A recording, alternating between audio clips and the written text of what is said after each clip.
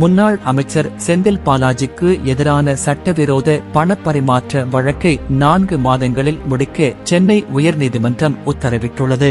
இதனால் அவருக்கு 4 மாதங்களுக்கு ஜாமீன் கிடைக்காத நிலை உள்ளது. சட்டவிரோத பண பரிவர்த்தனை வழக்கில் முன்னாள் அமைச்சர் செந்தில் பாலாஜி கடந்த ஆண்டு ஜூன் 14ஆம் தேதி கைது செய்யப்பட்டார். அவர் சில காலத்திற்கு துறை இல்லாத அமைச்சராக தொடர்ந்த நிலையில் எதிர்க்கட்சிகள் எதிர்ப்பு தெரிவித்தன.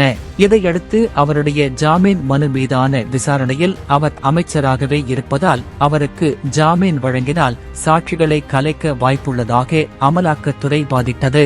இதையடுத்து அடுத்த முறை ஜாமீன் மனு மீதான விசாரணை நடந்ததற்கு ஒரு நாளுக்கு முன்பு செந்தில் பாலாஜி தனது அமைச்சர் பதவியை ராஜினாமா செய்தார். இந்த நிலையில் அவர் 3 முறை ஜாமீன் மனுவை தாக்கல் செய்து அவை ரத்து செய்யப்பட்டுவிட்டன.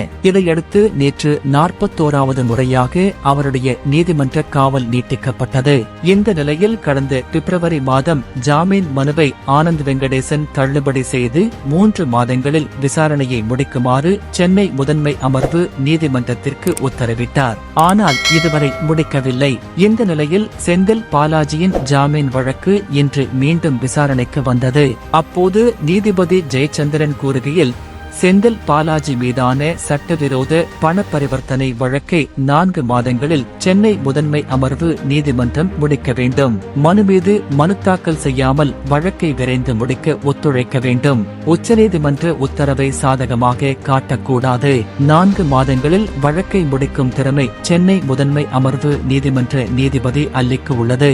இவ்வாறு ஜெயச்சந்திரன் தெரிவித்துள்ளார். எனவே இன்னும் 4 மாதங்களுக்கு செந்தில் பாலாஜிக்கு ஜாமீன் வழங்கப்படாது என்று புரிந்து கொள்ள முடிகிறது.